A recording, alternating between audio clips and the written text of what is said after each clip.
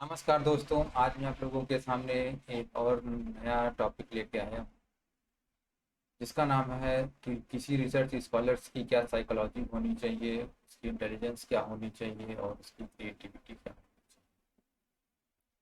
चाहिए। तो इसका आइडिया मुझे तब आया जब मैं आप लोगों को पता है कि मैं एक पीएचडी स्कॉलर, जब भी मैं बाहर जाता हूँ अपने दोस्तों फ्रेंड सर्कल में जाता हूँ मिलता हूँ, तो लोग ज़्यादातर यही क्वेश्चन पूछते हैं कि क्या कर रहे हो, क्या कर रहे हो। तो बताता हूँ पीएचडी कर रहा हूँ। पूछते हैं स्टाइपेंड मिलता होगा, मैंने कहा हाँ बिल्कुल मिलता है। फिर पूछते हैं कि क्या मैं भी कर सकता हूँ पीएचडी। तो ये क्वेश्चन बार बार मेरे सामने आया, तब मुझे लगा नहीं, इसके बारे में सर्च करना चाहिए और बताना चाहिए लोगों को कि बिल्कुल यदि वो पीएचडी करने लायक हैं तो पीएचडी के लिए अप्लाई कर सकते हैं और कर भी सकते हैं। तो उसके लिए हम लोगों के अंदर या किसी भी रिसर्च स्कॉलर्स के अंदर तीन क्वालिटी होनी चाहिए। पहला कि कोई भी सिचुएशन हैंडल करने की जो उसकी जो क्वालिटी है वो कैसी है, कैसे किसी सिचुएशन को हैंडल करता है। दूसरा, उसके अंदर उस टॉपिक से रिलेटेड कितना ज़्यादा नॉलेज है। थर्ड, कि वो उस नॉलेज को कितना क्रिएटिविटी में कन्वर्ट कर पाता है अपने प्रोजेक्ट में, या जो उसका प्रोजेक्ट है वो उसमें कितना अच्छा रिस्पॉन्स दे पाता है, अपने नॉलेज को कितना यूटिलाइज कर पाता है। तो ये तीन चीज़ें जो बेसिक हैं, जो एक इन रिसर्च स्कॉलर्स में होनी चाहिए। साइकोलॉजी का मैं आप लोगों को एक नॉर्मल एग्जांपल बताता हूँ, क्योंकि आज मेरा उद्देश्य ये नहीं है कि मैं आप लोगों को डेफिनेशन बता दूं। डेफिनेशन आप लोगों को बहुत सारी मिल जाएगी, यहाँ सामने भी लिखी हुई है। आप चाहें तो मैं आपको एक बार पढ़ के बता देता हूँ साइकोलॉजी क्या होता है।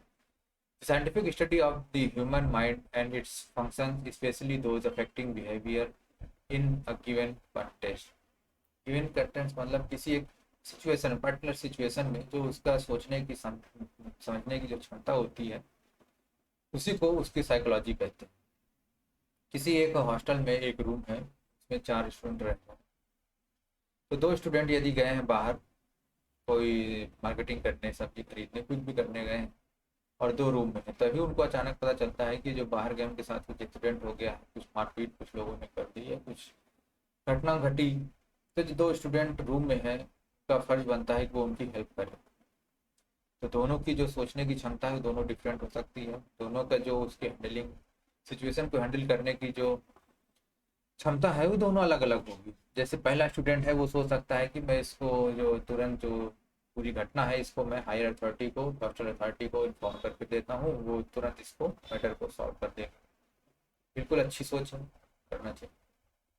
दूसरा स्टूडेंट सोचता है कि जब तक मैं हायर अथॉरिटी को इन्फॉर्म करूंगा वो एक्शन लेगा, तब तक यहाँ पे हो सकता है कि जो मैटर है वो काफ़ी बड़ा हो जाए। तो पहले मैं जाता हूँ, खुद उस मैटर में देखता हूँ क्या है। यदि हमारे हम लोग 2 से भले 4 हो जाएंगे, हो सकता है वो मैटर हम लोग 4 लोग मिलकर सुलझा दें।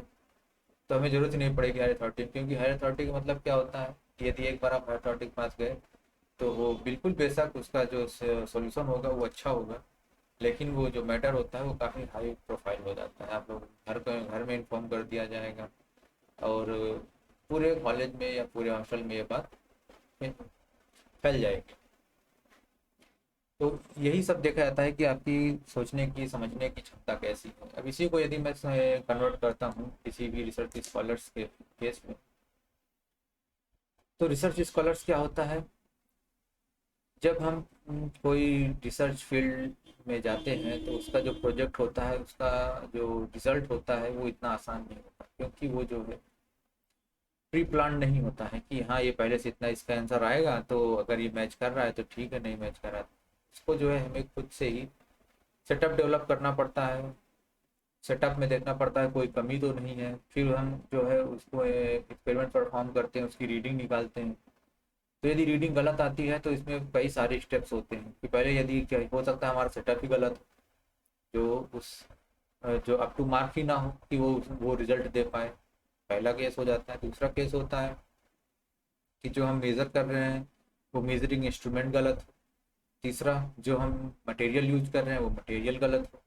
तो बहुत सारी केस होते हैं, लेकिन जब कोई सारा अपना प्रोजेक्ट कंप्लीट करके रिसर्च स्कॉलर्स अपना रिजल्ट निकालता है और बाद में उसे पता चलता है कि उसका रिजल्ट गलत है, तो उसके ऊपर जो सर में है बहुत ज़्यादा बर्डन हो जाता है, बहुत ज़्यादा टेंशन हो जाता है, क्योंकि उसे फिर से स्टार्टिंग से ही सभी पॉइंट को बारीकी से जांच करना होता है। पहली बात। दूसरी बात, जो उसका गाइड है वो उसको फोर्स करेगा कि तुमने क्या किया, क्यों तुम मतलब स्टार्टिंग से ही ध्यान नहीं दिए। तो वो जो सिचुएशन होती है उसी को हैंडलिंग कैपेसिटी, जो उसको हैंडल करना, इस ये आना चाहिए रिसर्च स्कॉलर्स को। यदि वो नहीं कर पाता है तो उसके लिए बहुत ज़्यादा प्रॉब्लम हो जाएगी आगे चल के। तो जहाँ तक आप लोग देखते होंगे, पीएचडी स्कॉलर, पीएचडी के लिए जब लोग अप्लाई करते हैं तो उनका इंटरव्यू होता है, कोई सा भी हो। पहले उनका क्या होता है, रिटन टेस्ट होता है। रिटन टेस्ट में उनका इंटेलिजेंस चेक किया जाता है, उनके पास उस सब्जेक्ट से रिलेटेड कितना नॉलेज है। यदि नॉलेज होता है उसमें वो पास कर जाते हैं तो उसके बाद उनका इंटरव्यू होता है। तो इंटरव्यू में दो ही चीज़ें देखी जाती हैं कि उसके जो समझ है वो कितनी है, और वो अपना जो इंटेलिजेंस है, जो उसकी बुद्धिमत्ता है, उसको कितना वो क्रिएटिव वर्क में कन्वर्ट कर पा रहा है। तो ये सब चीज़ें हैं। पहला साइकोलॉजी हो गया, सेकंड हो गया इंटेलिजेंस। इंटेलिजेंस जो होता है कि उस सब्जेक्ट से रिलेटेड उसके पास कितना नॉलेज है, the ability to acquire and apply knowledge and skills.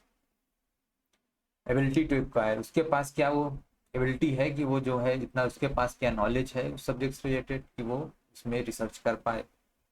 ये बहुत ही इम्पोर्टेंट होता है, क्योंकि रिसर्च में जाके हम लोग यदि ये सोचें कि जाएंगे फिर पढ़ाई करेंगे, जो हमें ज़रूरत होगी वो हम पढ़ लेंगे, तो ऐसा नहीं हो। इसमें बहुत सारी चीज़ ज़रूरत पड़ती है, हमें अपने फील्ड से बाहर जाके भी हमें नॉलेज की ज़रूरत पड़ती है, उसको भी हमें एक्वायर करना होता है। यदि हमें अपनी फील्ड की नॉलेज नहीं होगी तो हम बाहर कितना क्या कर लेंगे, बिल्कुल पॉसिबल नहीं होता। तीसरा होता है क्रिएटिव, कि कोई व्यक्ति कितना क्रिएटिव, अपने नॉलेज को कितना क्रिएटिव में बदल पाता है, कितना क्रिएटिव वर्क में कन्वर्ट कर पाता है। क्योंकि जो प्रोजेक्ट है मैंने बताया वो आपको खुद से ही करना होता है, उसमें कोई हेल्प नहीं करता। रिसर्च फील्ड में कोई किसी का साथी नहीं, क्योंकि उसमें जो आपका जो सिलेक्शन होता है, ऑब्जेक्टिव सिलेक्शन, सबसे पहले आपको क्या करना होता है, ऑब्जेक्टिव सिलेक्ट करना होगा। वो आपको खुद करना है, गाइड नहीं करके देगा। यदि आपने अपना ऑब्जेक्टिव सिलेक्ट किया है तो आपको काम खुद ही करना पड़ेगा। दूसरा कोई कैसे कोई काम कर सकता है, जो आपने सोचा है काम वो दूसरा कोई कैसे करके आपको दे सकता है, बिल्कुल पॉसिबल ही नहीं। हाँ, गाइड का काम ये होता है, मान लीजिए आपने कोई काम किया, उसमें कुछ थोड़ा बहुत टेक्निकल एरर आ रहा है, कुछ मिस्टेक्स हो रही है, और आप पूछ रहे हैं जैसे थर्मल मेजरमेंट में है, आपने टेम्परेचर मेजर किया तो वो बोल सकता है कि हाँ ये जो टेम्परेचर सेंसर तुमने यूज़ किया है ये इस लेवल का नहीं है, तुम ये टेम्परेचर में से जो इंस्ट्रूमेंट है इसको यूज़ करो, ये ज़्यादा एक्यूरेट रिजल्ट देगा, तो इससे तुम्हारा जो रिजल्ट है वो एक्यूरेट आएगा। बिल्कुल छोटे छोटे जो इन्फॉर्मेशन है, तो छोटे छोटे नॉलेज है, ये गाइड आपको देता है। लेकिन ये नहीं बताएगा कि हाँ जाओ ये कर लो ये कर लो ये कर लो, सब कंप्लीट करके तुम्हें दे देगा, पका पकाया खा लोगे, ऐसा कुछ नहीं होता, खुद से ही करना पड़ेगा। तो ये तभी पॉसिबल है जब आपके अंदर क्रिएटिव थिंकिंग हो। अब इंटेलिजेंस और जो क्रिएटिविटी है, ये दोनों का आपस में बहुत ही गहरा संबंध होता है। लोग ये ऐसा माना जाता है कि जो व्यक्ति क्रिएटिव होता है वो इंटेलिजेंट होता ही होता है, क्योंकि क्रिएटिव तभी होगा जब उसके पास नॉलेज होगा।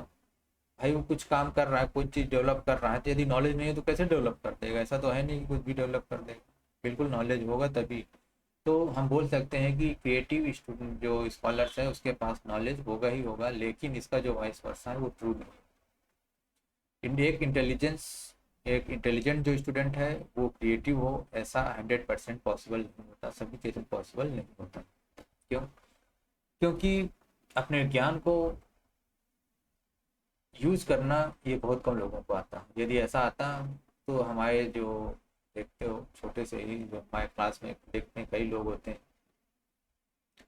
जो 90 एबव % लेके आते हैं, मार्क्स लेके आते हैं, लेकिन जो है वो सिर्फ पढ़ते हैं, वो उतना जो उनका प्रोजेक्ट होता है या जो भी उनका जो क्रिएटिव थिंकिंग होती है वो उतना अच्छी नहीं होती है, वो बस किताबी नॉलेज ही गेन कर पाते हैं। लेकिन जो जो क्लास का शैतान बच्चा होगा, ज़्यादातर देखना, और थोड़ा बहुत पढ़ता भी हो, ऐसा नहीं बिल्कुल शैतान है तो सिर्फ पनिशमेंट में ही उसका यूज़ होता है और कोई काम नहीं होता लोगों को डराने में। थोड़ा बहुत पढ़ाई कर रहा हो, थोड़ा बहुत उसकी क्रिएटिव थिंकिंग हो, तो वो बहुत बच्चा बहुत आगे निकलता है। ये हम लोग अपने इन्वायरमेंट में बिल्कुल आसानी से देख सकते हैं। तो आज की क्लास इतनी ही थी। मुझे उम्मीद है कि आप लोगों को इसके बारे में समझ में आ गया होगा, तीनों चीज़ें अच्छे से क्लियर हो गई होंगी। और मैं कोशिश करूँगा कि मैं डेली आप लोगों के लिए एक वीडियो लेके आऊँ, लेकिन हो सकता है कभी कभी वर्कलोड की वजह से मैं ना कर पाऊँ। तो इसमें कोई बहुत ज़्यादा इशू नहीं है, लेकिन कोशिश मेरी यही रहेगी कि मैं डेली आप लोगों को एक वीडियो दूँ। और कृपया यदि आप लोगों को ये वीडियो पसंद आया हो तो लाइक एंड सब्सक्राइब करें। धन्यवाद।